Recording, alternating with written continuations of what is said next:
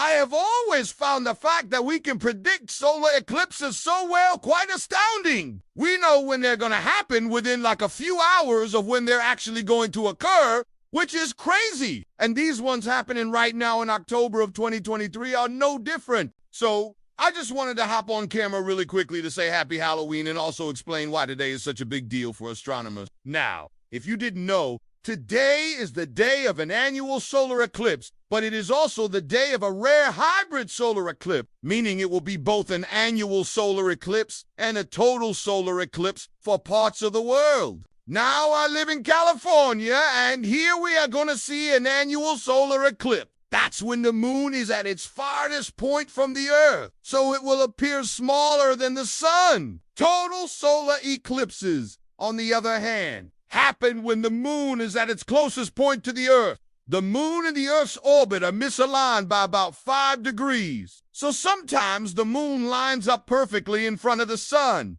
This one happens very rarely. In fact, it only happens twice a year, once on the new moon and once on the full moon. And today is one of those days. So this eclipse is going to start off looking like this. You're going to have a partial eclipse where more and more of the moon is going to pass in front of the face of the sun until all of a sudden the moon lines up perfectly in front of it. And if you look right down the center, you'll see the tiny little sliver of light. This is called a diamond ring, and it lasts for a very short period of time. It could last for a couple seconds to maybe even a couple minutes, depending on how fast your moon is moving. After that, the eclipse will continue on. The moon will move further in front of the sun until it's completely dark, like nighttime out. There will be stars out. The temperature might drop 10, 15 degrees. You will feel a very cool breeze.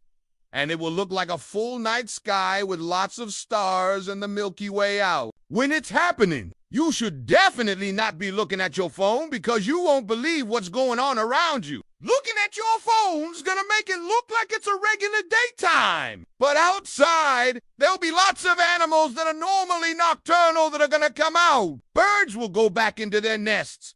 Dogs will start barking. Lots of weird stuff's gonna happen. And then after about 2 minutes, the moon will start to pass behind the sun again. The temperature will rise back up, the light will return, the birds will start singing again, and everything will go back to normal. These are incredibly cool astronomical events. They only last a couple minutes. It's best to plan ahead and know where you're gonna watch them from. Don't drive around randomly trying to find one of these things. You can also check out NASA's website or YouTube channel to see lots of cool images and videos of them as well. I unfortunately cannot show you one of these because it would be showing the actual eclipse, which YouTube would not like me doing. And also, I don't have any plans to travel for this eclipse. I live in California, and we have some pretty amazing places to watch it, especially since this is an annular solar eclipse. Now, in case you didn't know, solar eclipses are different than lunar eclipses. Lunar eclipses happen when the Earth casts a shadow on the moon. These things happen several times a year. I think the next one coming up is actually in November. So the moon will turn a deep red color because it will be passing through the Earth's atmosphere. And because our atmosphere filters out all the blue light, you'll only have red and orange light left over, making the moon look a really cool reddish color. Solar eclipses are different. It's the moon casting its shadow on the Earth. If you want to learn more about these types of events, you can visit NASA's website or Wikipedia's page on hybrid solar eclipses. I'm going to link to both of these in the description below. I just think these are incredibly cool astronomical events that we are so lucky to be able to predict so well. In fact, they're so predictable that we actually used them in the past to keep time. I remember learning about this in school, but apparently there's something called an equation of time. Because the moon doesn't orbit the Earth perfectly, sometimes it lines up with the sun better than others. So there's a slight misalignment that causes the length of a day to be slightly longer or shorter than 24 hours. And the only way we were able to figure this out was by tracking solar eclipses. This is crazy to me, because it shows just how much work scientists and astronomers have put into figuring these things out.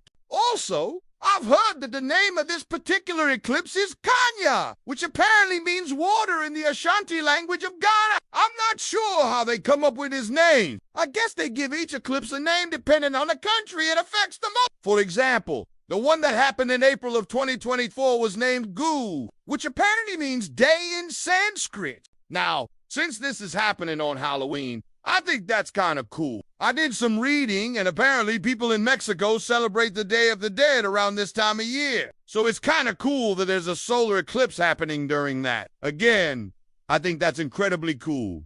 And finally, I wanted to bring up the fact that people have predicted solar eclipses thousands of years before we actually had a scientific way to understand what was happening. There are clay tablets from ancient Babylon dating back to around 700 BC that contain calculations of solar eclipses. There's also a carving at the Temple of Karnak in Egypt that appears to depict an annual solar eclipse. This is estimated to be from around 1200 BC, though there is some debate about that, and there are other cultures around the world that have depictions of these as well. The Chinese have kept detailed records of solar eclipses for more than 3,000 years, and every culture seemed to have its own explanation for what caused these. The Greek philosopher Thales of Miletus was one of the first people who correctly predicted a solar eclipse. He predicted one that occurred in 585 BC, which at the time was considered a miracle. This prediction gave him quite a bit of fame. It showed just how powerful science and understanding the universe can be. There are also many myths and legends surrounding solar eclipses. In some cultures, they were seen as a bad omen. In others,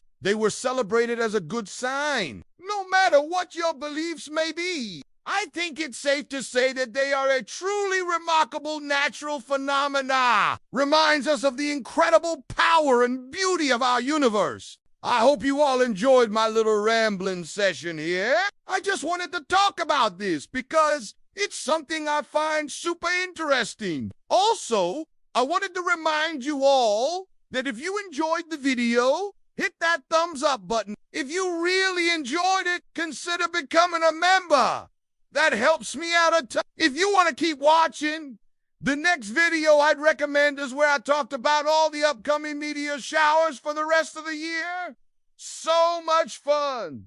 So much fun. I'll see you in the next one. Goodbye.